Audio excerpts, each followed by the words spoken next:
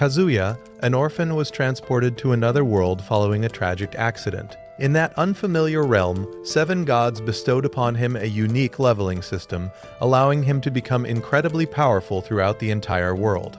Our story begins on a quiet night, where a young man named Kazuya is seen heading toward a nearby convenience store. While walking, he thinks about grabbing something to eat, since there is no one at home who can prepare food for him.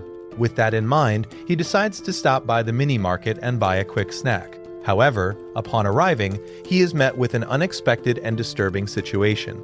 A suspicious man is chasing 2 girls dressed in traditional kimonos. Panicked, the girls rush behind Kazuya, using him as a shield.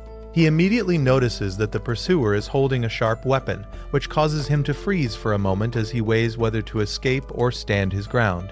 Despite his fear, seeing how terrified the girls are pushes him to act. Determined to protect them, he lunges toward the attacker, and the 2 crash onto the ground together.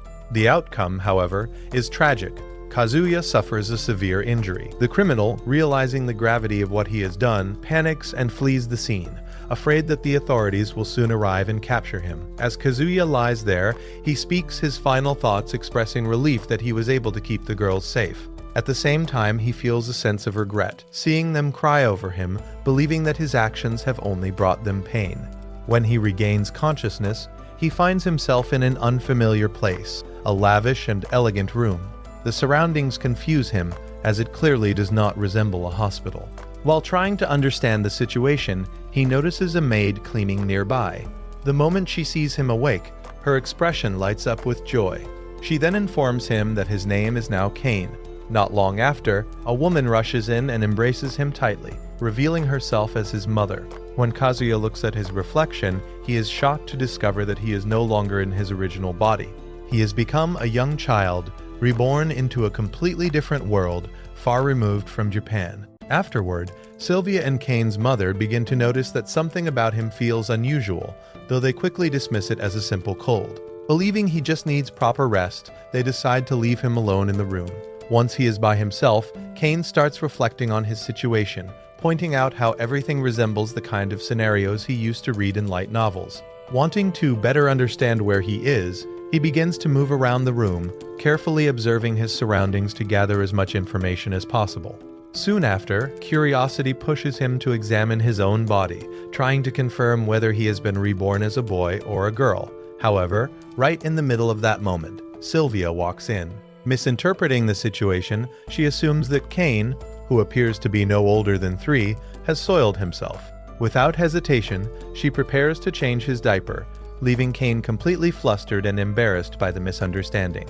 Later on, during mealtime, Kane reflects on the food he is given. He recognizes the vegetables and meat, noting that they are quite similar to what existed in his previous world. Once he finishes eating, Sylvia lifts him to help him burp. At that moment, it dawns on him that such treatment is usually reserved for infants, reinforcing his suspicion that his current body is that of a very young child, likely around 3 years old.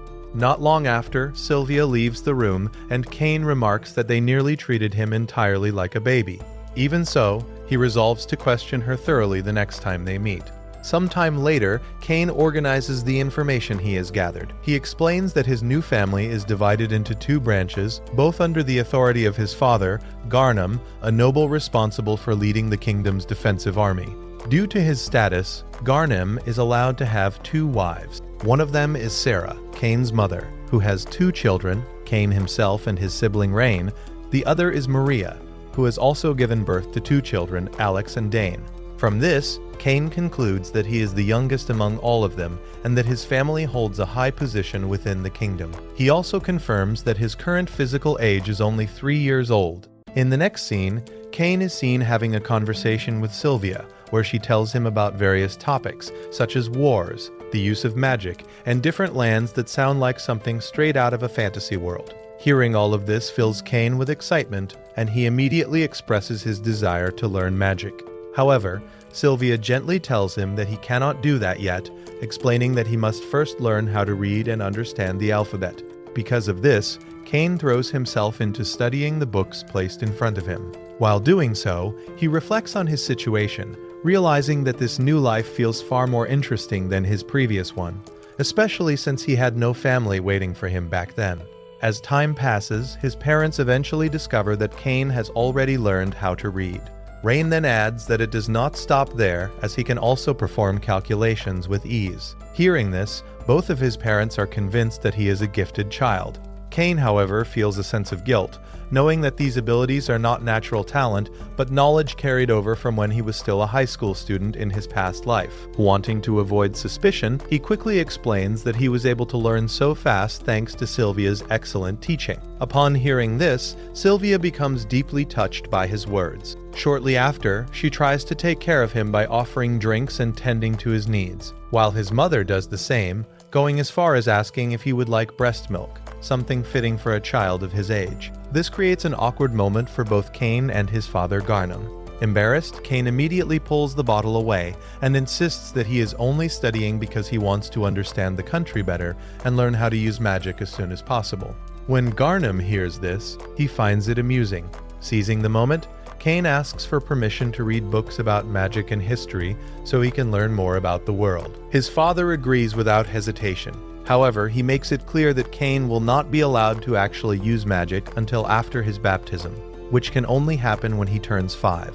This means Cain will have to wait a few more years before officially practicing magic. Even so, Cain chooses to ignore that restriction and secretly begins experimenting with fire magic on his own. One day, while he is practicing his spells, Sylvia unexpectedly discovers him. Despite this, she decides to act as if she saw nothing and quietly closes the door, leaving him alone. Not long after, Rain appears and tells Cain that she already knows his secret. Hearing this immediately makes him anxious, fearing the worst. However, to his surprise, Rain is not referring to his use of magic, but rather to something else entirely, his knowledge about the outside world. Noticing how curious her brother is about these things, Rain decides to support him. From that moment on, she makes it a habit to visit him every day, teaching him about the kingdom's past. Through her lessons, Cain learns about the 300-year history of the land known as Esfert. He discovers that its founder was an adventurer named Yusa, a man who established the kingdom as the culmination of his remarkable journey. While hearing this, Cain is struck by how familiar the name Yusa sounds. It resembles a Japanese name. This detail makes him question things, leading him to consider that he may not be the only person who has been reincarnated into this world. As his studies continue, he also learns that humans are not the only race that exists. This world is shared with elves, dwarves, and beastmen. The more knowledge he gains, the more excited he becomes, eager to one day experience everything with his own eyes. Time passes, and before long, Cain reaches the age of 5. The day of his baptism finally arrives. Dressed neatly in formal clothes, he heads downstairs to join his family. Upon seeing him, they comment on how much he has grown and remind him that the ceremony is important, as it will also mark his introduction to society. Before leaving, Cain expresses his gratitude to everyone who helped him. Soon after, the entire family departs in a carriage, traveling through the kingdom. As they pass through the streets, the citizens catch a glimpse of Cain, while he observes the surroundings with great interest, noticing how different everything is compared to the city he once lived in. He reflects on how he is now part of a world filled with knights, castles, and mythical creatures, something he finds fascinating. During the journey, Cain asks Rain to demonstrate the status magic she recently learned. She agrees without hesitation, allowing him to see her magic and combat attributes. However, while looking at her status, Cain accidentally notices something he was not supposed to see, a special title labeled as something like Cain's Worshipper. Realizing this, Rain quickly closes the status screen to hide it. She immediately asks him if he noticed anything. Cain, trying to avoid trouble, pretends ignorance and instead comments that he was surprised by her ability to control more than 3 elements. At that moment, their mother steps in and explains that this is possible because Rain received the blessing of a goddess, granting her level 2 magic. Following that, Garnham begins to explain how power levels work. According to him, there are 5 levels in total, level 1 being the weakest and most common, while level 5 represents the highest and most powerful. He also mentions that all magic users receive blessings from a god, and that these blessings differ depending on the kingdom. Through this explanation, Cain learns that the people of Esfert follow a religion known as Marineford, centered around 7 main gods who serve as pillars of their belief. As Garnham continues speaking, the carriage finally arrives at the church. The family steps down and enters the grand building. Inside, they are greeted by statues representing the 7 gods and are soon introduced to the bishop of the cathedral. They explain their purpose for coming, stating that they wish to present Cain before the gods. The bishop then prepares everything for the baptism ceremony. Moments later, the ritual begins, with the priest reciting sacred words. After delivering his speech, he calls upon the gods to grant Cain their blessings and guide him along the path that lies ahead. Without warning, a radiant light bursts out from the statues, filling the entire space. The bishop is immediately shaken, unable to understand what is happening, since nothing like this has ever occurred before. In the middle of that overwhelming glow, Cain suddenly loses his sense of surroundings. When he opens his eyes again, he realizes he is no longer inside the church, but in a completely different place. There, he is greeted by 7 divine beings, the gods themselves, who welcome him into their domain. Among them, the chief deity, Zenon, directly calls him by his original Japanese name. This instantly confuses Cain, as he had assumed that the old man with the white beard he once imagined was nothing more than a delusion. However, it becomes clear that Zenon is indeed a real god. Zenon then reveals something even more shocking, that gods are capable of hearing his thoughts. After briefly startling him with this revelation, the deity begins discussing Cain's circumstances together with the other gods. Soon after, Rime, the goddess of life and death, explains the truth behind his previous death. According to her, Kazuya was never meant to die that night. The bandit he confronted had no real intention of harming the girls, as he would have been stopped by an accident before anything serious could happen. Hearing this, Cain realizes that his sacrifice was ultimately unnecessary, which frustrates him, especially considering the courage it took for him to face the attacker. Even so, Rime reassures him that his actions were not meaningless. Because of his selfless decision, the Earth God personally requested that Cain be brought into this new world.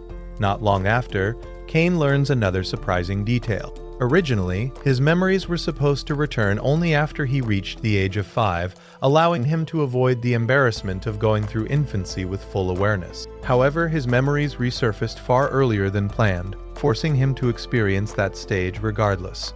Despite this, Cain admits that it was not entirely a bad thing, since it gave him the opportunity to study and understand his new world from a young age. Grateful for everything, he thanks the gods for allowing him to retain his memories. In response, each of the 7 deities grants him their blessing. Among them are Rhine, the goddess of magic, Sarnos, the god of war, and Green, the god associated with skills. Once this is done, Zenon bids him farewell, hinting that they will meet again in the future. In the next moment, Cain returns to reality. He is once again inside the church, still kneeling in prayer. The priest remarks in astonishment that the statues are glowing brighter than ever before. Hearing this, his father concludes that Cain must have received an extraordinary number of blessings. Suddenly, Cain stands up and rushes out, hurriedly saying that he needs to go to the bathroom. He did that because he suspected that his abilities were too exaggerated.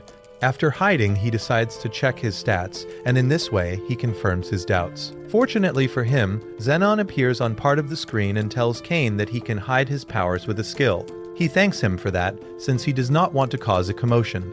However, when his parents ask about his blessings, he tells them that he received some, and after that he shows his status screen to his family. But unfortunately, he forgot to hide his real powers, and everyone discovers that he received the blessing of the 7 gods, and that his magic power is even higher than that of elite warriors, specifically 3 times more. But that is not all, since he also has various abilities that guarantee success in anything he does. Cain obviously feels troubled because he forgot to change his powers and now he is exposed. After that, he tells everyone in the room not to tell anyone about Cain's powers, since he could be seen as a threat to the kingdom. Shortly after, that same night, Cain wants to summon a furry and adorable companion to accompany him on his adventure. But unfortunately, he ends up summoning a fierce minotaur, which obviously does not want to give hugs. Because of this, he is forced to fight to defend Rain and a small girl, who was also there.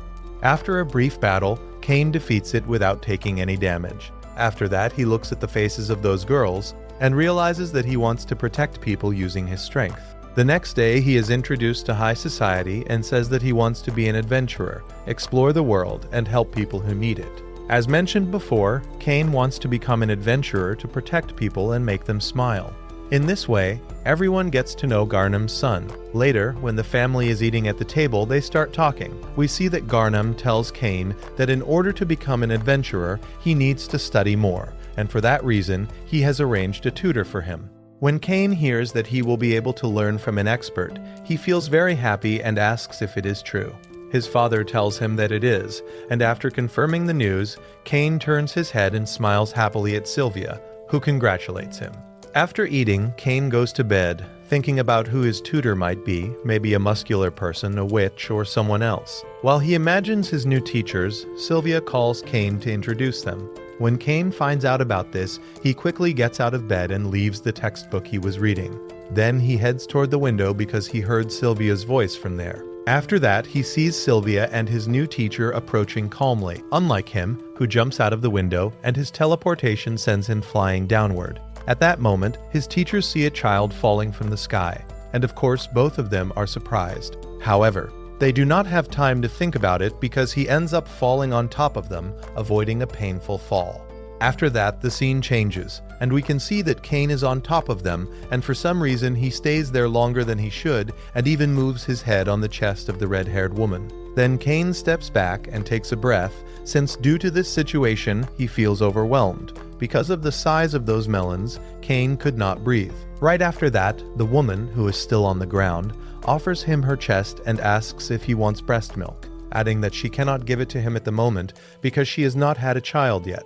This is the second time someone offers him the same thing, which makes sense since he is a child. But he is already 5 years old, and at that age most stop breastfeeding, although there are always exceptions. Anyway, Cain apologizes for putting his face on those melons. In the middle of this, the butler introduces his tutors, who are Millie and Nina. After that, Cain feels bad because he ruined the first impression, but he still tries to introduce himself politely, since he is a reincarnated aristocrat with maximum stats given by the gods. While he says this, the series shows a sequence where the gods give him their blessings, a scene we already saw before. But reviewing the context is never bad. Then we see the characters inside Cain's house, and at the same time, we see his tutors talking with Garnham and introducing themselves. The red-haired woman, who is clearly nervous, tries to introduce herself as best as she can and says that her name is Mealy and that she is a rank D adventurer. After that, she raises her hand and greets them. On the other hand, Nina, the green-haired girl, is the opposite,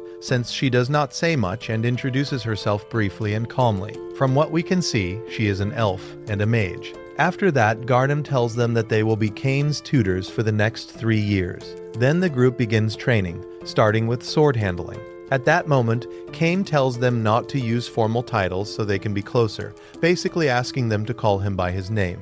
Later, in the courtyard, Mealy suggests that he practice some sword movements while she observes. However, Cain's strikes seem to be too strong since he loses control and performs attacks that even make the red-haired woman feel embarrassed. She adds that Cain has much more strength than expected. After that, Nina comments, a bit embarrassed, that she is apparently less strong than him, but Mealy declares that she will not lose to a 5-year-old child. After saying that, she steps forward and proposes a moderate fight, which Cain accepts enthusiastically.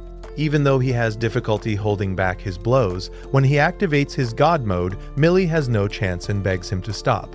Then Nina speculates that he might have the blessing of the god of war, and that this could be affecting his power during the sparring. Finally, Millie takes a break and passes Cain to Nina, who has the blessing of the god of magic at level 3. After that, she tells him that they will start from the basics. However, Cain tells her that he can already do that because he saw it in a book. Hearing this, the tutor asks in confusion, and Cain proceeds to literally break the ground with his powers. Then he mentions that Water Ball, Fireball, and Rock Bullet are all he can do for now. However, his lack of understanding is obvious, and this is because they are very impressed by what they just saw. And despite that, Cain thinks that he did not do much. Nina comments that he is using magic without chanting, adding that it requires great training just to shorten the chant. But to use magic without chanting at the age of 5 means being a genius. After that, Mealy praises Cain and mentions that besides being strong and having great control over magic, he also masters all elements. When Nina hears that, she says that it cannot be possible, since something like that has never been reported before. She points out that not even a sage of the royal court could use all magical attributes, adding that if someone had that power, they would be able to blow up the walls of their own castle just by looking at them. Then she asks him if he has the blessing of the god of magic, and Cain confirms it. After that, the two girls feel frustrated and realize that there is not much they can teach him. Then Cain uses his fourth element to retrieve a blanket and a box of items that are nearby. When the girls see that magic box, they think that they cannot be surprised anymore, since they consider Cain a genius and feel that they cannot keep up with him. In the middle of this, Cain mentions that he has a wish, which is to go outside and experience the feeling of touching grass for the first time. Even though he has only been outside the mansion during his baptism, he convinces the girls to go with him and practice magic there. However, before that, they must get the approval of his father, Garnham. Then the three of them return inside the mansion, where they find Garnham and tell him that they cannot continue teaching Cain without causing damage to the house.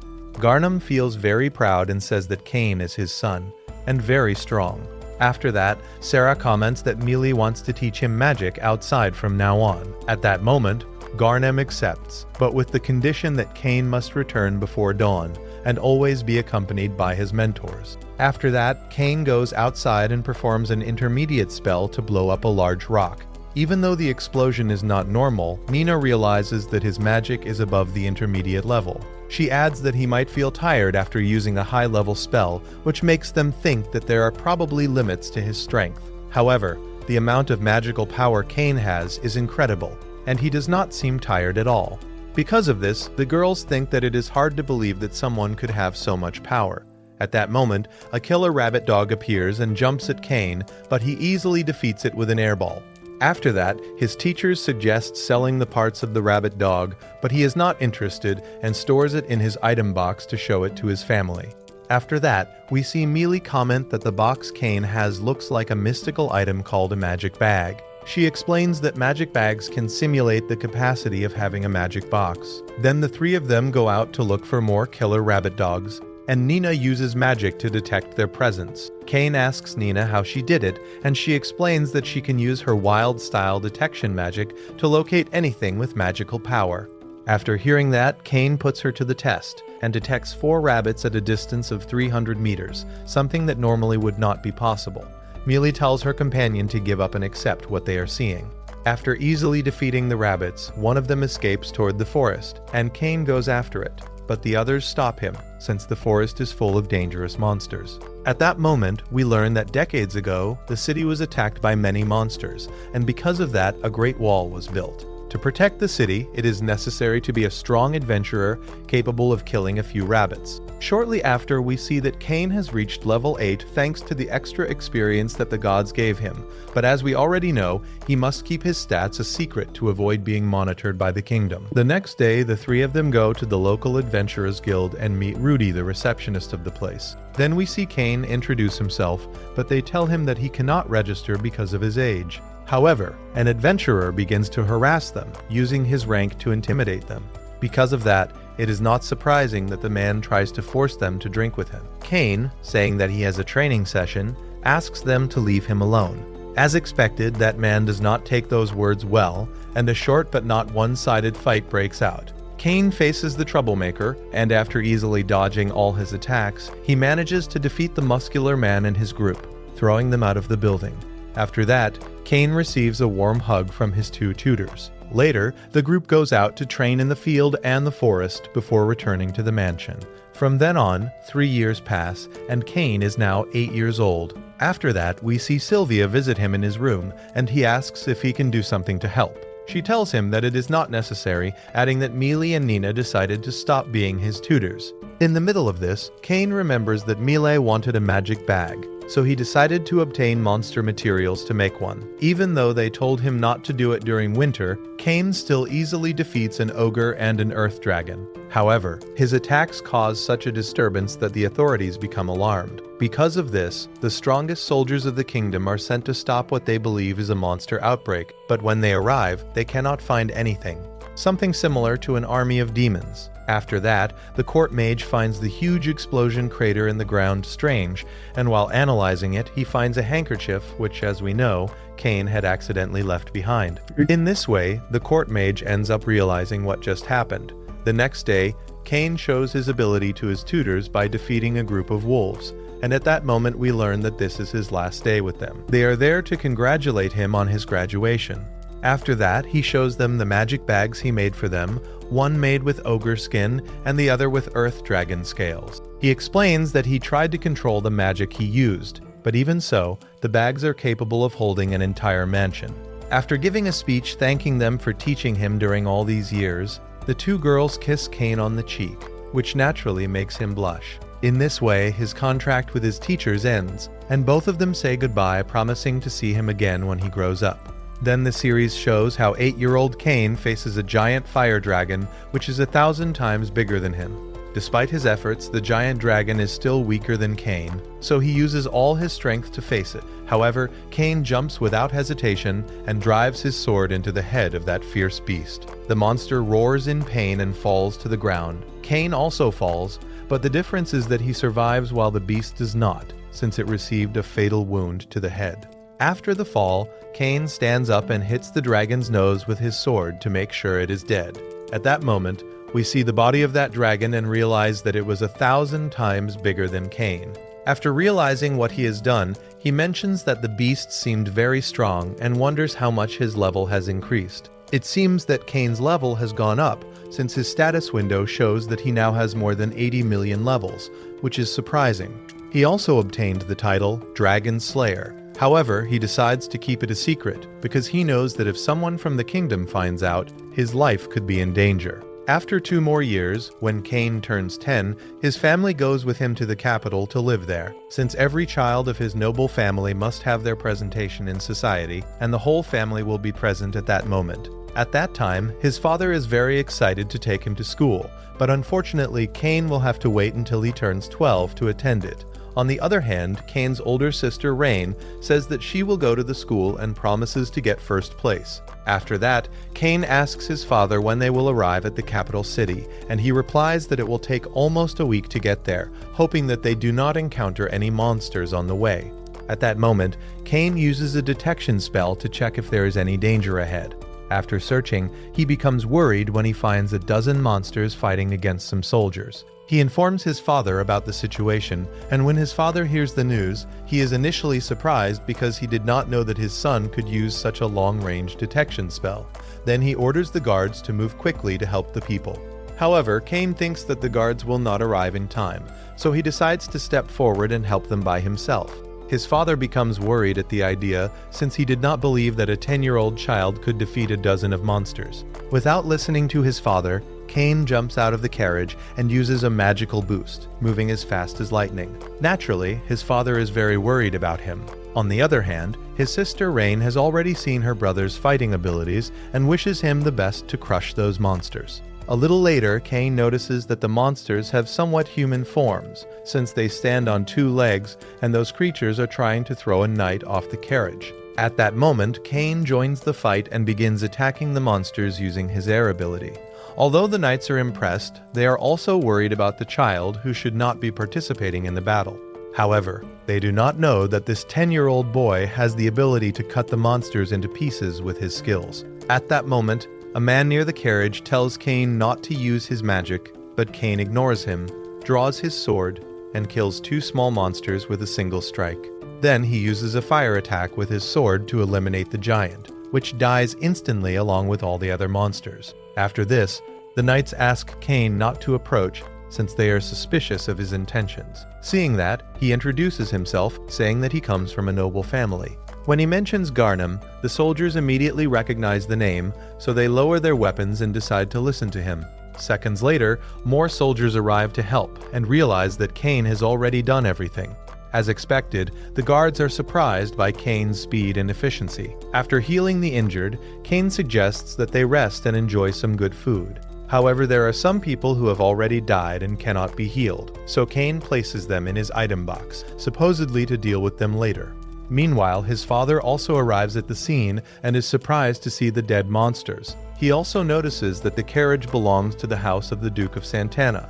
At that moment, the door opens, and Princess Telestia and Princess Silk appear. As expected, everyone kneels as a sign of respect. We can see that the princesses are exhausted and tense because of the attack by the beasts. Then Cain offers his help to calm their nerves, and in just a few seconds the princess feels light and at peace. After that, she approaches him and takes his hand to thank him. Silk does the same, and as expected, both of them are grateful to him for saving their lives and are impressed by his movements and sword skills, since they saw everything from the carriage. After that, both girls start competing for his attention, holding his arm and pulling him to their side while asking where he is going. When they find out that he is moving to the capital, they drag him into the carriage, since they are also going there.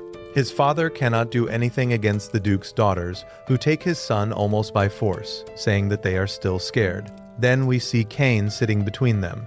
He says that he wants to sit in the empty seat, but they do not allow it and immediately pretend to be terrified, saying that he has to stay with them to protect them. After that, the girls get closer and closer to him, which makes Cain blush. Fortunately, one of the knights interrupts them with the information that they have arrived at the resting place. Finally, they reach their destination, and Cain feels relieved as he says goodbye to them. However, the girls insist that he stay with them, still claiming that they are scared. At that moment, Cain's father arrives and reminds him that he is only 10 years old, so it would not be appropriate for him to spend the night with the princesses. However, the girls continue insisting that he stays, arguing that they could be attacked during the night and need someone strong to protect them, adding that Cain is the only one with the ability to face the monsters. Finally, his father gives in to the girls' insistence and allows Cain to spend the night with them, although he sets the condition that his bed must be at a considerable distance from theirs. Even though he feels overwhelmed by the pressure from the girls, Cain accepts.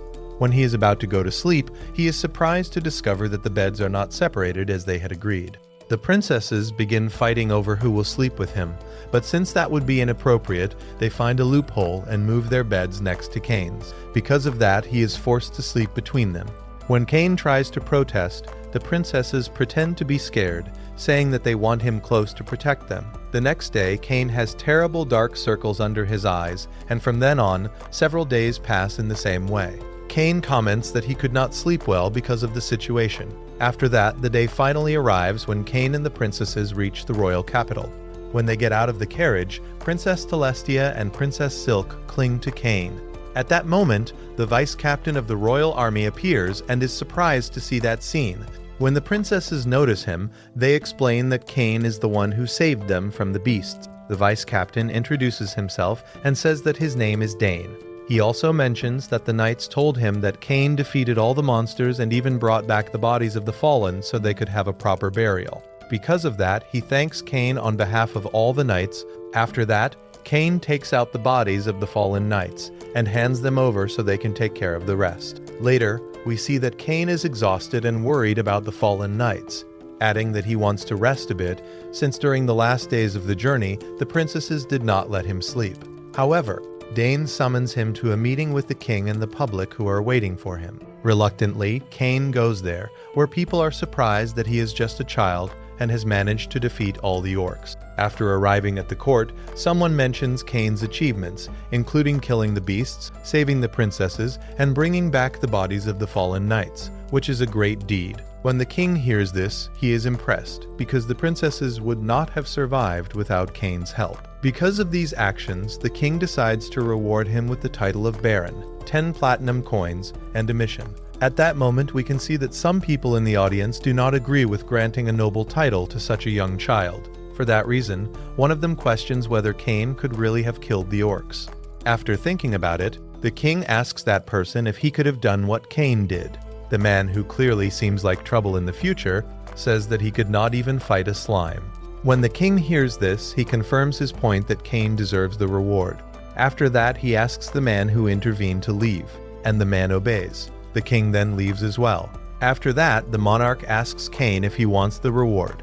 Cain feels embarrassed, but since it is a gift from the king, he decides to accept it. Shortly after, he meets with the king in the hall, where we can see that his father is also surprised by his son's nobility at such a young age. At that moment, the king thanks Cain for saving his daughter's lives. Then Cain's father asks why he was granted a noble status at such a young age, and the king says that he has recognized his exceptional potential and does not want to lose it, so he decided to bind him through status. After that, the king asks Cain if he wants to marry his daughter, and the duke, Silk's father, does the same. As expected, both Cain and his father are surprised. Then the monarch comments that they will obviously marry when they are old enough.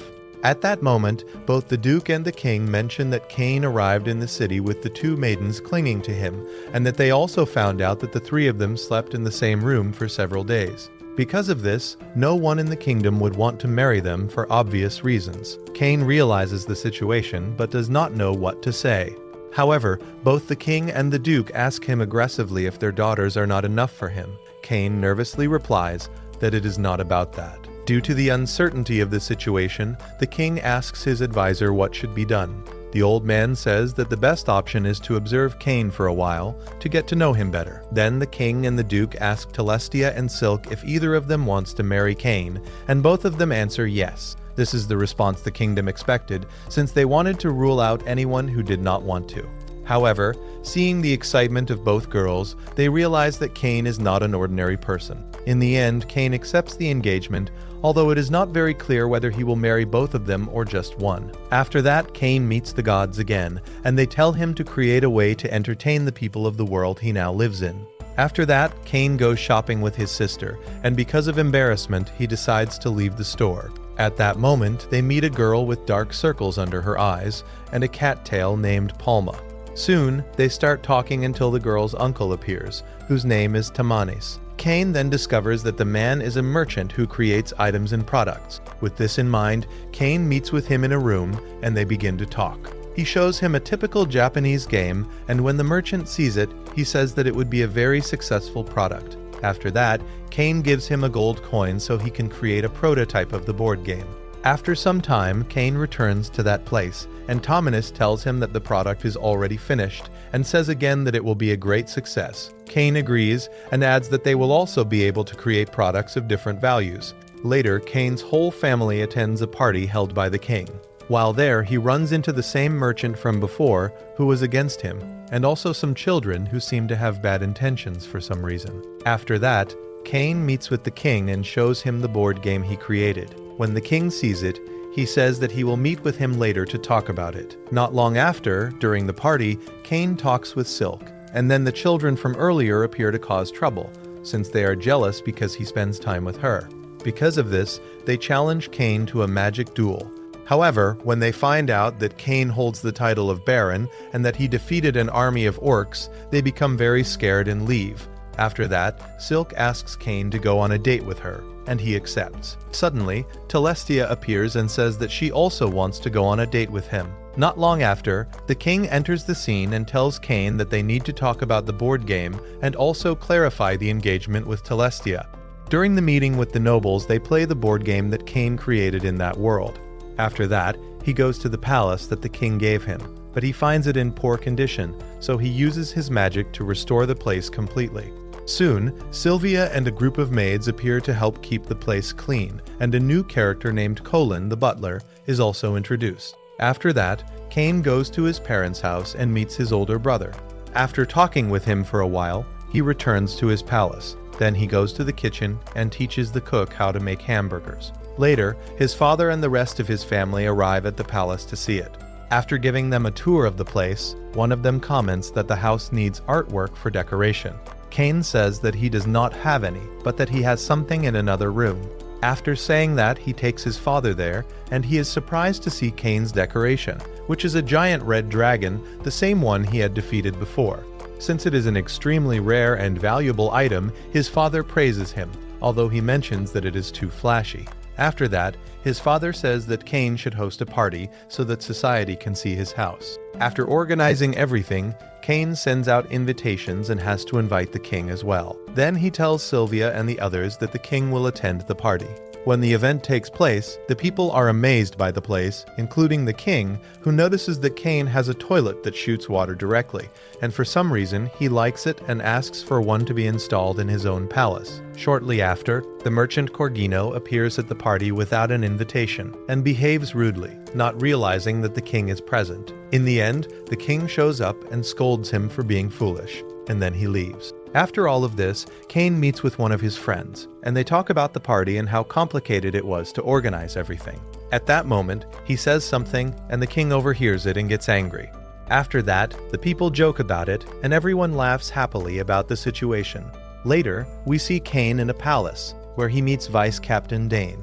They start talking, and Cain mentions that he needs to store some monsters in the palace. When Dane hears this, he takes him to a dungeon so that Cain can release the bodies of the beasts he defeated. However, Cain says that he needs a bigger place because he hunted several giant monsters. When Dane hears that, he asks in shock if he hunted another fire dragon. Cain tells him that he did not hunt something that impressive, and instead reveals that he defeated an earth dragon and other beasts of the same size. As expected, Dane is shocked when he hears this, because an earth dragon is a very difficult creature to defeat, and he explains that even a squad of warriors would have trouble defeating it. After that, both of them arrive at a huge courtyard in the palace, and Cain releases his magic box with all the bodies of the monsters he defeated. When Dane sees them, he is completely shocked because Cain has been hunting dragons and demons. After that, the vice captain asks Cain to join the training session of the royal guards. Although at first he does not want to, he ends up going. Dane comments that during the practice they will probably meet the captain, who will surely be surprised to see him. Minutes later, Cain introduces himself to the royal guards, and they all say that he looks like a child who does not seem to be more than 10 years old. However, Dane tells them that Cain saved the princesses of the kingdom and also defeated a legion of monsters on his own. After hearing all of this, the royal guards are shocked by Cain's power. After that, one of the warriors challenges Cain, and in the middle of the fight, the captain of the squad appears and stops the confrontation, saying that they should not be fighting with a 10-year-old child. After that, she hugs him, considering him adorable despite everything. Then Dane tells the captain that this is not just a child, but the boy who saved the princesses and defeated the orcs. When the green-haired woman hears this, she becomes excited and decides to face Cain because she considers him a worthy opponent. Then we see both of them fighting, and even though Cain is using a wooden sword while his opponent uses a real one, he still defeats her. After that, the woman blushes and falls in love with Cain because of his skills, and she says that she has already decided that he will be her husband. When Cain hears that, he becomes very shocked and says that he is only 10 years old and does not want to marry without knowing the person. At that moment, she agrees and introduces herself. In this way, we learn that she is the daughter of a duke named Tijuana. She then mentions that he should not worry about her appearance because elves live for more than 300 years, so she will keep a youthful appearance for a long time. However, Cain does not want anything to do with her, mainly because he already has enough problems with his engagement to Telestia. Despite his complaints, Tijuana is determined and says that she came to the city to find a husband, and now that she has found the right one, she will not let him go. After that, she arranges a meeting with the king to handle all the necessary matters. Naturally, Cain feels worried because things could get complicated. During the meeting, the king is surprised to learn that Tijuana wants to marry Cain. He explains that she is the daughter of the king of the elves, who after a law established by the ancient hero, became allies of all the kingdoms. This basically makes Tijuana a princess. Because of this, her proposal cannot be easily rejected. After saying that, the king tries to persuade her to change her mind about the marriage, and reveals that his daughter Telestia and the duke's daughter Silk are already engaged to Cain. When she hears this, she says that she understands, but that she still wants to marry Cain more than anyone else. Then the king says that it is fine, but that they need the approval of the Elven King. She immediately takes Cain to another place so they can write a letter together to explain the situation to her father. After that, Cain has several training sessions with Tijuana, and he soon gets tired, but at that moment he mentions that he has acquired the swordsman's skill. Not long after, Cain is summoned by the king and the others to talk about an emperor-level book. He becomes excited when he sees it and begins reading it without difficulty. When the people present see this, they confirm that Cain is not an ordinary person, since no one in the room is able to read what is written in that book. When this is mentioned, Cain realizes that the book in his hands is written in Japanese, and that it was created by the first king of the kingdom, whose name was Yuya. Cain understands that he has been exposed, and it confirms his suspicion that the first king of those lands was also reincarnated like him. After that, the king and the others ask him who he really is, and Cain decides to trust them. He tells them that he comes from a land called Japan, and that he retains the memories of his past life. Then he shows them all his stats, and everyone is completely shocked because of how powerful he is. But it does not end there, since the king and the others are even more astonished when they learn that he spoke with the gods. Soon, they mention that Cain should be the king of the world because he possesses 10 blessings. However, Cain says that he does not want to change his current life adding that he is satisfied with the people and the experiences he has had in that place. After that, the king tells him that he should become the ruler, but Cain rejects the offer. Then Tijuana appears and says that her father approved the marriage, and without wasting any time, she takes Cain to the training field to continue fighting. In the middle of this, the king and the others come to the conclusion that Cain is not a threat, since he spoke honestly. In the end, they all promise not to say anything about what they heard in that room. Meanwhile, Cain continues training with his new fiancée. Later, after receiving the book, he starts reading it and discovers that it is the biography of the first king of Esfort. At that moment, he realizes that his suspicions were correct. The first king was a Japanese man who, after dying, appeared in that new world. However, Cain notices that unlike Yuya, he was transported to that world with his original body. While Cain is focused on the book, he is suddenly interrupted by Telestia and Silk, who want to know what he is doing. When they see him with the book, they ask if he is studying for his adventurer exam. Cain quickly reacts and closes the book. After that, they invite him to go out with them, but he says that he cannot because he has something else to do. After saying that, he leaves the room and soon meets Tijuana, who wants to invite him to train. Cain tells her that he cannot right now and that they will do it another time. After that, he runs back home and mentions that he is now 12 years old and can finally take the test to become an adventurer. Then Cain enters the guild and meets a more experienced warrior, who asks him what he is doing there. Cain politely answers that he is already 12 years old and wants to register as an adventurer.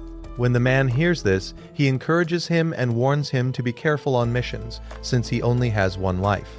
After that, Cain approaches the counter and meets the receptionist, who gives him the instructions to register.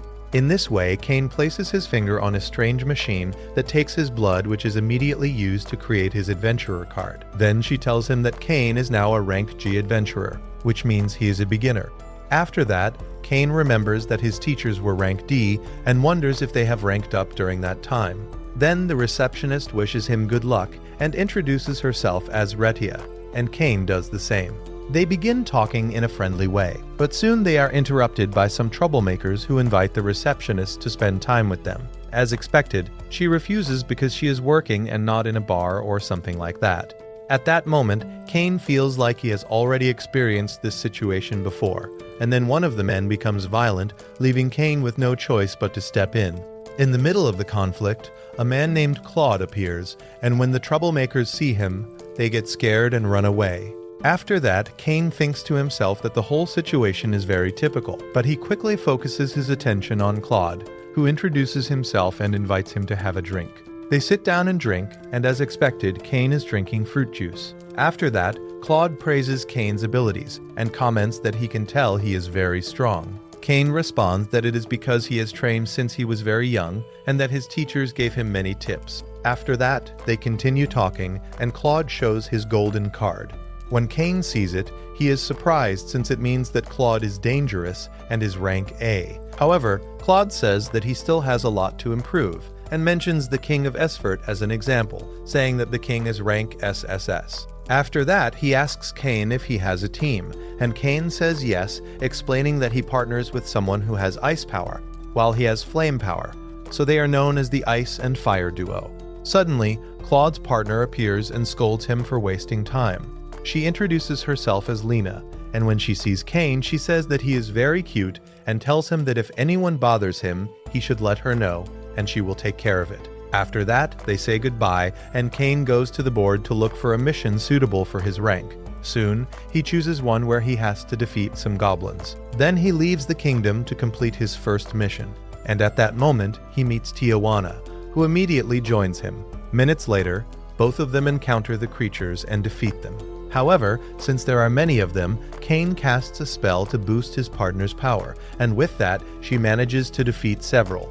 In the end, Cain uses his own power and eradicates the goblin nest, although in the process he creates a huge crater. Minutes after that, Nina and Mili, Cain's former teachers, arrive at the place and are surprised to see that someone had already taken care of the situation.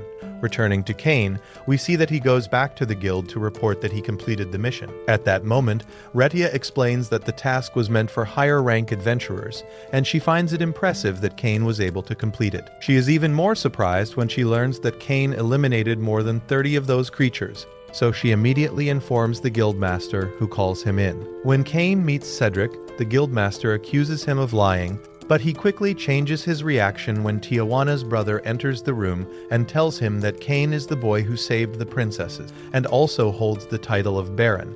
And he adds saying all of that, adding that Cain is the son of Garnham. When Cedric hears everything, he is completely shocked and even thinks about taking his own life because of his mistake. But Cain tells him that it is not necessary. After that, Tijuana's brother learns from her that Cain defeated a red dragon when he was only 2 months old. But she quickly corrects herself and says that he was actually 10 when he defeated the beast, but that it is still impressive. When the people present hear this, they are extremely shocked and start overreacting, saying that nothing could ever be more surprising than that.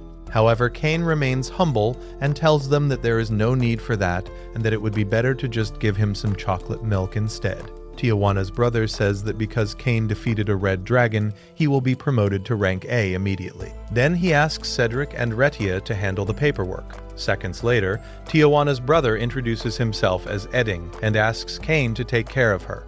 She then says that they have done many things together. At that moment, Cain tries to avoid any misunderstandings, but Edding steps in and explains that he knows his sister is a bit unusual, and that she considers fights as dates. When Cain hears this, he feels relieved, seeing that Edding is a reasonable person.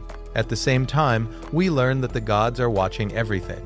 They comment that Cain always attracts attention and wonder if it was a good idea to give him so many blessings. At that moment, the main god says that his current power is not enough, and that Cain needs to become even stronger. After that, he explains that the seal of Aaron is about to break, and when that person becomes free, many bad things will happen. Because of this, the gods decide to move things so that Cain can find a master capable of strengthening him and prepare him to face Aaron in the near future. Shortly after, we see Cain preparing to take the entrance exam for the Royal Magic Academy. At that moment, Sylvia arrives a bit late because she overslept, which makes her nervous. Then she goes to Cain's room and wakes him up, but he is very calm and does not think he will be late to the academy. This is because he uses his teleportation ability to arrive on time. He goes directly to the reception, where they ask who he is and look for his name on the list of candidates. After confirming everything, they assign him a room number and tell him to take seat number 10 in room 285. Cain then walks toward his exam room, thinking that he has not seen the name of any of his friends on the list. When he enters the room, he notices that it is full of students focused on reading their papers, and no one notices his arrival. He looks around and tells himself that his friends are probably in another room. At that moment, the examiner enters and tells each student to sit in their assigned seat. She clearly warns that she will not tolerate any kind of cheating and that anyone caught will lose the right to take the exam. Then she places an hourglass on the table and tells the students to begin reading their papers. After that, Cain reads his test and is happy to see that all the questions are about mathematics and history. He feels confident that he will be able to answer everything easily. After a while, Cain lowers his head onto the table to relax, and the examiner frowns. Suddenly, she begins to think that Cain should not be taking the exam so easily, since wasting time relaxing would only cause problems. Because of that, she warns Cain that there is not much time left, but to her surprise, he is already finished. As expected, the examiner tells everyone to leave their papers on the desks and move to the next exam area. When Cain learns that the next test will be about magic, he becomes worried. Then we find out that according to the rules, each student must choose a spot on the wall in front of them and use any type of magic or power to hit that spot from a certain distance. At that moment, Cain observes how each student performs their magic. Soon, he notices that everyone is casting a fireball and throwing it at the target.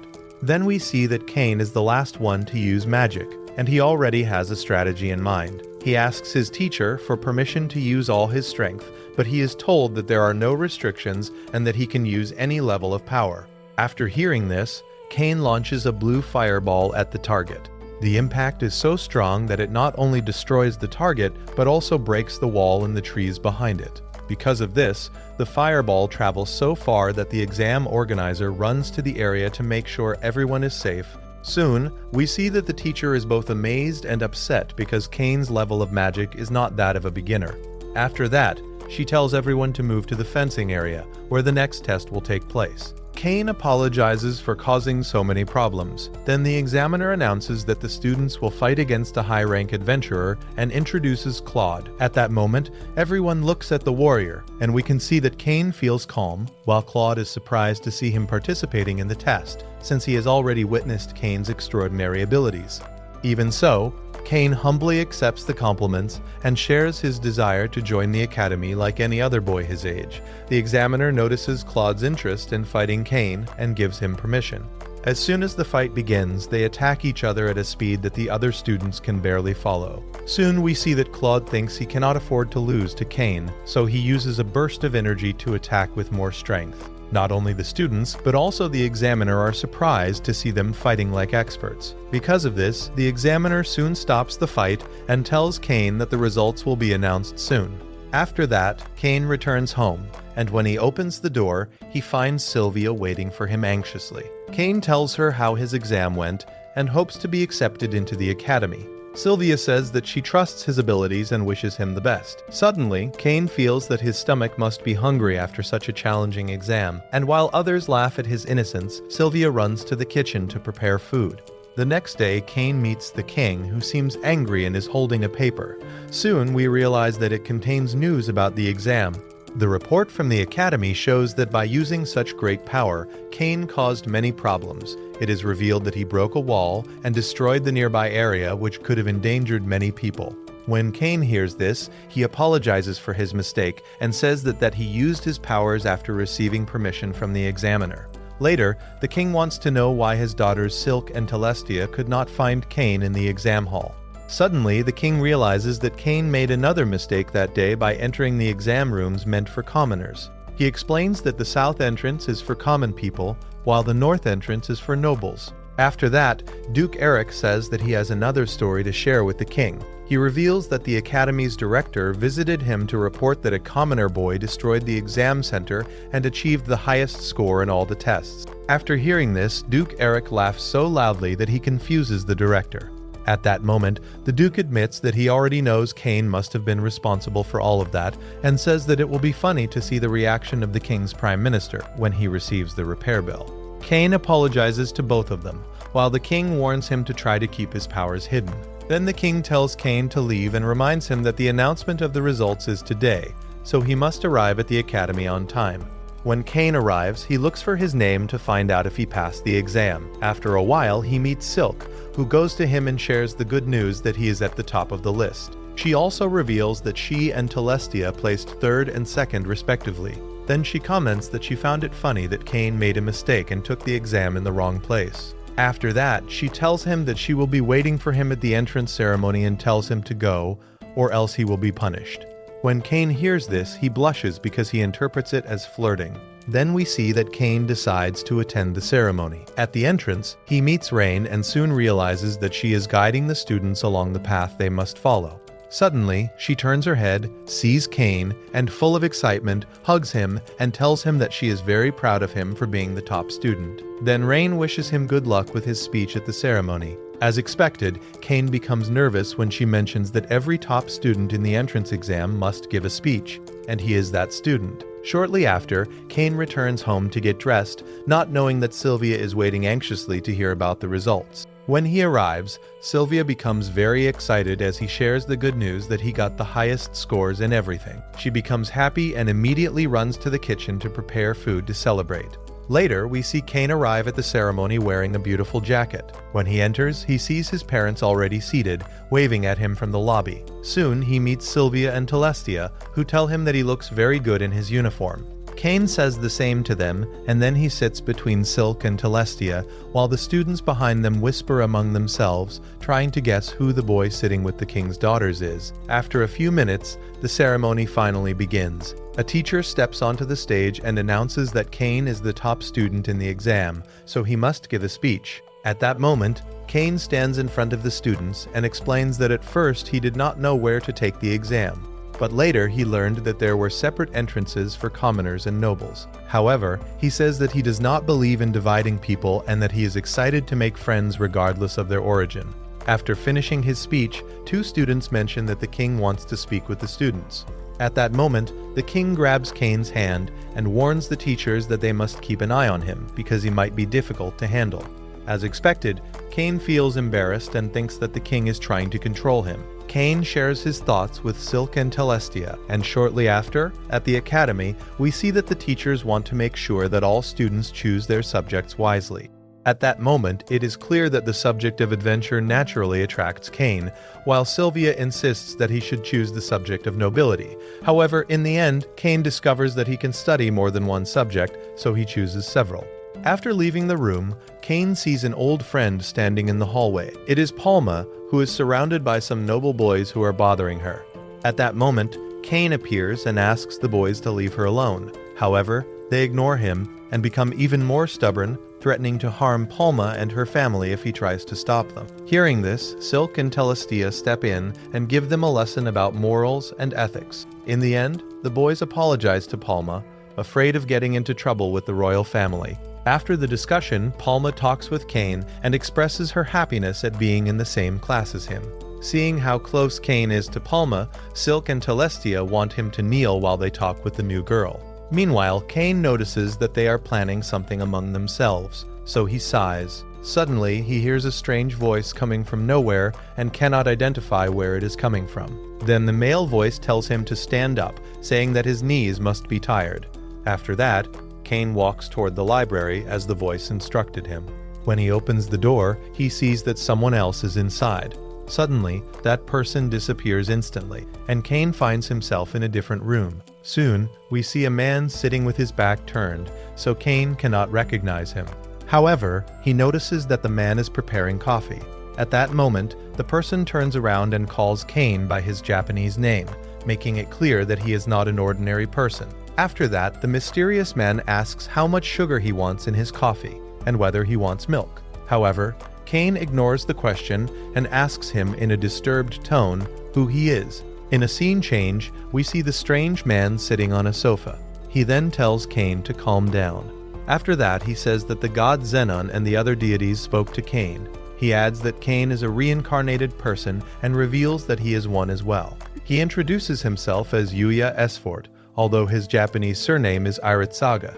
When Cain hears this, he is very surprised and realizes that he is the first king of Esfort. Yuya is surprised that Cain knows about him, and Cain explains that he learned about him from reading and realized that they were both reincarnated. After that, Cain mentions that he read the Emperor-level book, and when Yuya hears this, he becomes excited because he was the one who wrote it. Cain becomes very shocked, since the first king supposedly lived 300 years ago. He then asks if Yuya is a ghost and even checks his legs. As expected, Yuya finds this amusing and tells him that if he has doubts, he can check his stats. After saying that, he takes a sip of his coffee. At that moment, Cain analyzes Yuya's power and is shocked to see that he holds the title of Creator God. Naturally, this surprises him a lot. The first king then explains that he has that title because he created a separate world with his own energy, and that is how he obtained that title. After that, he explains that they are in a different world called Fat Male. Because he has divine qualities, he does not age, which explains why he is still alive after 300 years. When Cain hears this, he is completely shocked and overwhelmed, since he did not expect such a revelation. After the introductions, Yuya notices an unpleasant smell and changes the topic, telling Cain that the gods asked him to train him. Cain feels confused when he hears this, since he is already struggling with his excessive power. As expected, Yuya does not argue about whether Cain is strong and simply asks him to take the cookie in his hand. Cain tries to grab it, but he is instantly stopped when a sword is placed at his throat. After that, the first king tells him directly that he still has a long way to go. Although Cain understands this, he still does not know why he needs to become so strong. At that moment, Yuya explains that it is because he must fight an evil god named Eren. It seems that 300 years ago, Eren caused chaos in the world, creating conflicts between people and spreading distrust among nations through an oracle. Fortunately, Yuya and his companions managed to seal him to stop his actions. However, recently the seal has begun to weaken. If nothing is done, the evil god will be revived and war will spread across the world once again. This time, Yuya cannot intervene because he is a god of another world, so Cain is the one who must take on this responsibility. As expected, Cain is not excited about the idea of defeating a world-destroying god. Then Cain learns that some events from his previous life are also part of the history of Esfort. Hearing this excites him, and he says that he wants to know more. But Yuya stops him and transports him to the ocean. Once there, Yuya gives him a sword and tells him that he is now officially his master. He adds that when Cain is able to complete the task, he will reveal more about how everything is connected. After that, the first king gives Cain a compass and tells him to follow its direction. Since it will lead him back to the mansion, he explains that this is basically a training exercise that will increase his strength. Then Yuya tells him that in that world, Cain is at a mid-low level and needs to reach at least level 600 if he wants a chance against Eren. We then see that Cain does not feel very motivated, since he is currently at level 300 and needs to train twice as hard just to surpass his current limits. Realizing this, he understands that it will take a long time. Things become even more difficult when Yuya forbids him from using his teleportation ability. As expected, Cain worries about his training, but Yuya assures him that 1 year in Fat Male is equal to 1 day in his original world. This makes Cain think of something similar to a time chamber, but he quickly remembers that he is in his own story and decides to give it his all.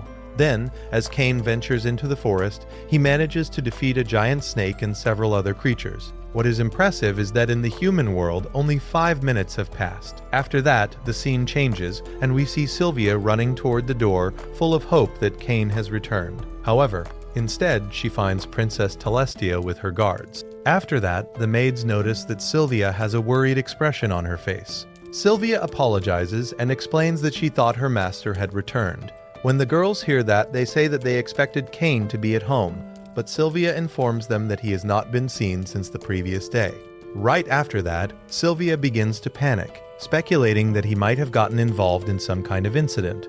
As she lists the possibilities, she starts to lose control, but the princess calms her down, saying that Cain is strong and will surely return home safe, because he is capable of taking care of himself. After saying that, the princess confidently enters the mansion, and her companion, despite noticing an unpleasant smell, decides to ignore it and follows her. In this way, the girls decide to wait for their fiancé to return. After that, we return to Cain and see that things are not going well, since he is captured by one of the monsters. However, he manages to defeat it by shooting it with an arrow. As usual, he becomes exhausted and decides to take a nap on the ground to recover his energy. At that moment, he begins to wonder if he will ever be able to leave the forest. His thoughts are interrupted when he hears the cries of a creature. His instinct pushes him to respond, and he moves forward, dragging his sword. After that, Cain arrives and sees that it is an injured wolf. He prepares to finish it off, but his instincts tell him that he should protect it instead. He remembers moments when he helped others, apologizes for scaring it, and uses a healing spell to try to save the creature. However, Cain cannot properly perform the healing spell because his magic is exhausted. Realizing that he does not have enough strength to fully heal the wolf, he decides to use everything he has left. He manages to heal it, but in the process, he collapses quickly. At that moment, the creature protects him from other monsters that try to attack his unconscious body. After some time, Cain regains consciousness and finds the monsters defeated around him. When he realizes what happened, he is moved by the creature's actions and decides to adopt the magical wolf. The creature jumps onto him, and at that moment, Cain names it Haku. During the rest of his journey, they fight together and share food, which changes Cain's perspective and helps him focus on what is truly important. After spending a long time in the forest, Cain and Haku grow significantly stronger, and eventually, they return to the mansion. After entering, they meet Yuya. The first king comments that Cain has grown a lot. As expected, Cain asks how many years have passed since he started his training, and his master tells him that 4 long years have already passed. Cain then talks about his pet Haku, and the first king tells him that it is a sacred beast. After that, Yuya advises him to make a contract with Haku. Cain does so and is surprised when he sees that the little animal disappears, and at that moment, the king explains that from now on, Cain can summon Haku at any time using just a command. He also warns him that his training is not finished yet. After saying that, he introduces his next master, an elf named Drain. Cain introduces himself to his new teacher, but before starting practice, the first king reminds him that he must explain more about Eren.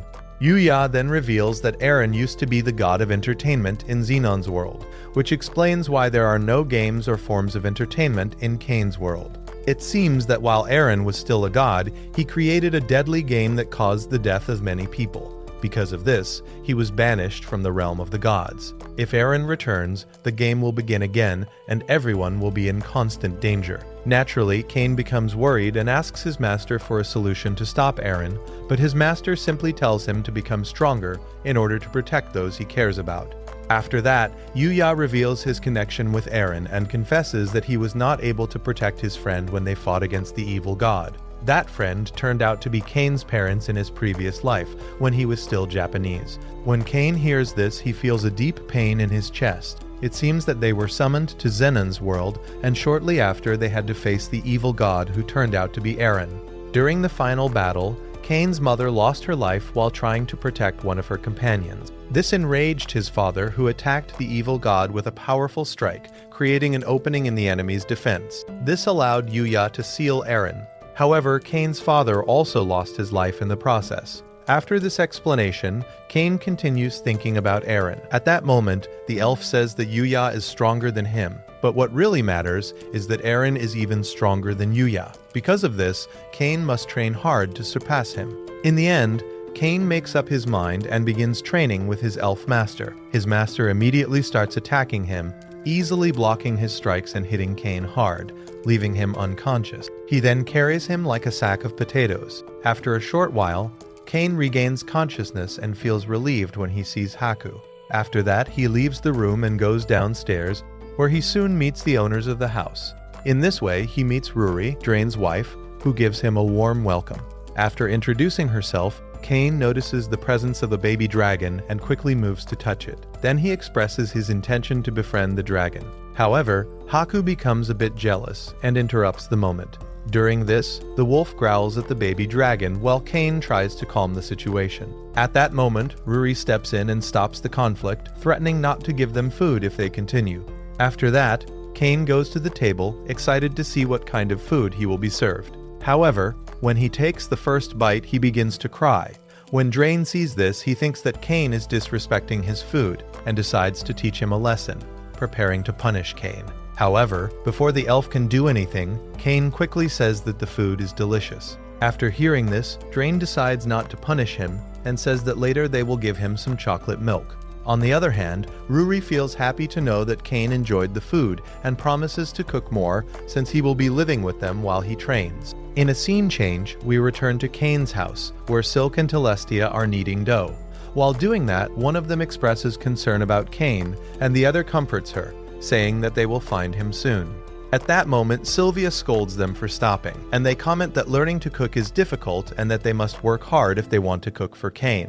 After that, we return to Cain and see that his training with Drain continues. Even though he still feels overwhelmed, he endures the attacks and does not lose consciousness. His routine becomes training hard and returning to the elf's house in the afternoon.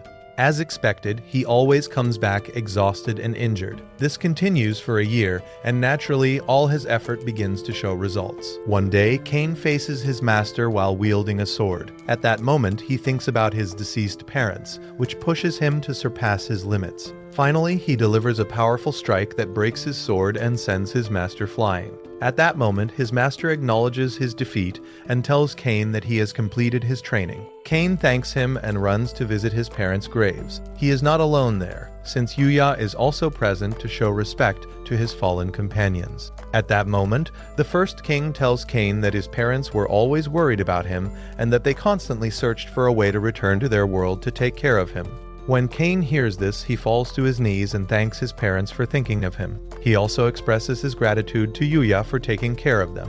After that, the first king takes a cookie from his pocket and tells Cain to try to take it. This time, Cain grabs it instantly, showing the incredible results of his training. As expected, Yuya acknowledges Cain's strength. Then the first king tells him that he must return to his world, because things will soon get out of control. Cain prepares to return, but Yuya reminds him that he has spent 5 years in Fat Male. Because of this, he uses his power to remove those years from Cain's body and also allows him to take Haku with him. After that, Drain appears and asks Cain to make a contract with the baby dragon. Cain accepts and takes it with him. Then he says his goodbyes, and Yuya gives him a katana as a gift for the current king of Esfort.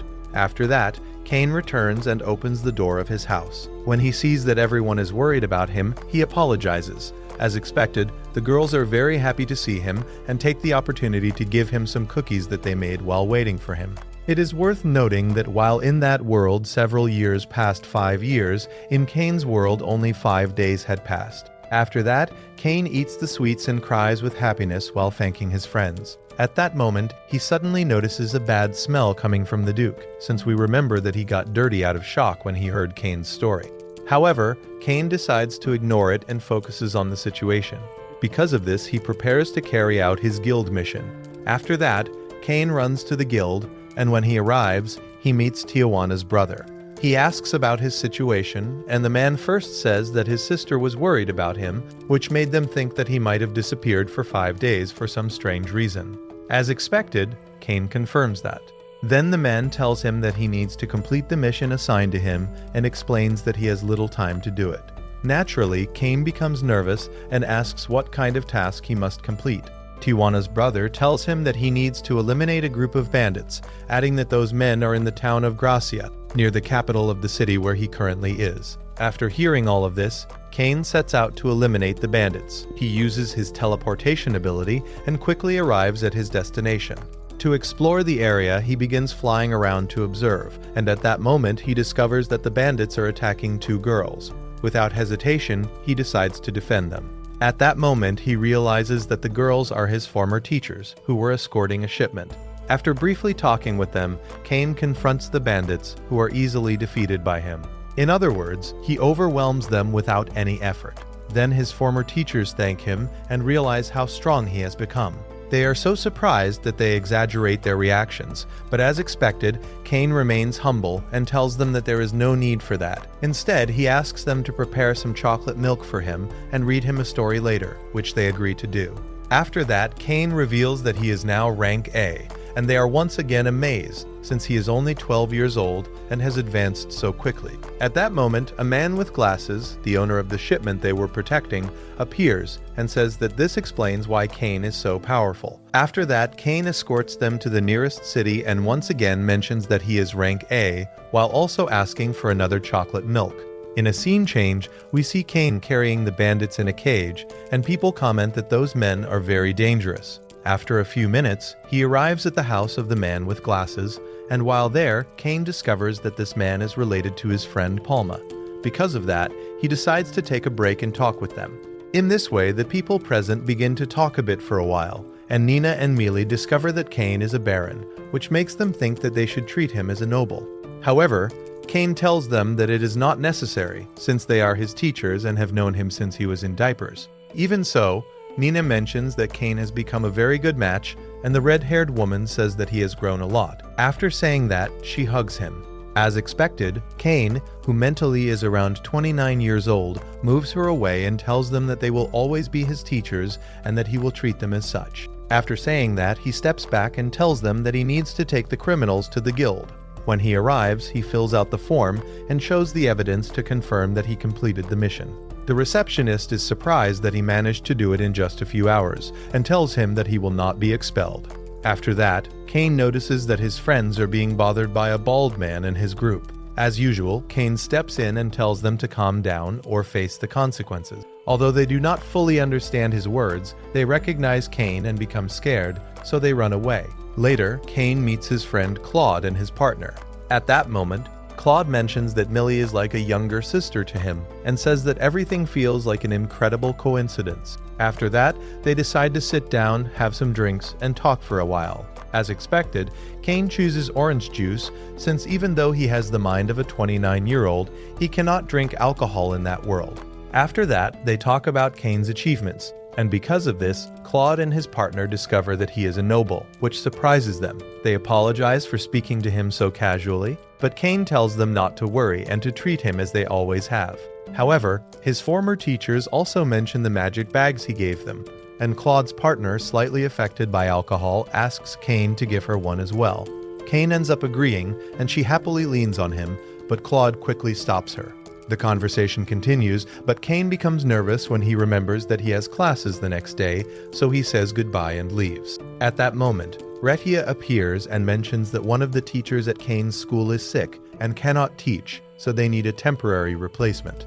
When Claude hears this, he becomes very interested in the news. The next day, Cain goes to school and has a magic practice class. He feels excited because he wants to show everything he learned from the first king. However, the teacher tells him that he will only be an observer, since the other teachers warned that he is someone with a lot of power and could cause serious damage to the school property. As expected, Cain feels disappointed, but he stays positive and keeps his spirits up. Later, he attends a theory class, but he is soon surprised to see Claude and the others, who came to give several lessons. At that moment, Claude asks the students to show their guild cards. They do so, and reveal that they are at the lowest rank since they just registered. Cain does not want to show his rank A card because it would cause a commotion at the school. When Claude asks him to show it, Cain makes up an excuse and says that he forgot it at home. Because of that, Claude scolds him and tells everyone not to be careless like Cain, since the guild card is like an identity document.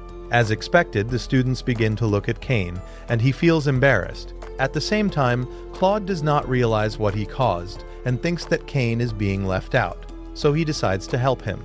In this way, Cain's friends begin teaching the class to show their powers. However, the negative side is that Cain cannot participate because there is a long line. That is actually Claude's plan, since they want to show their abilities first, so that when it is Cain's turn, he can demonstrate his incredible skills and become the hero of the class. Unfortunately, Cain does not get a chance to participate because the school day ends. Trying to stay positive, he says that he will try again the next day.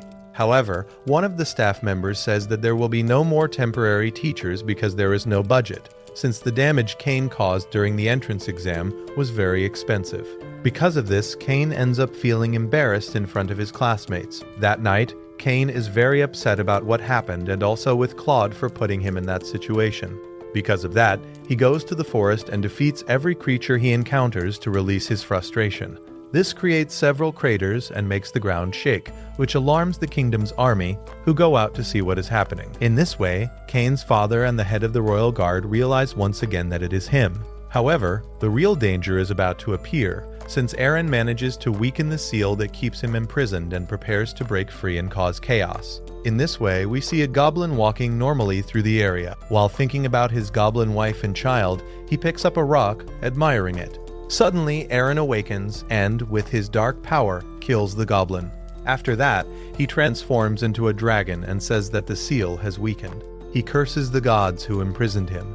Although he realizes that his power is not at full strength yet, he still plans to cause trouble because he is very angry.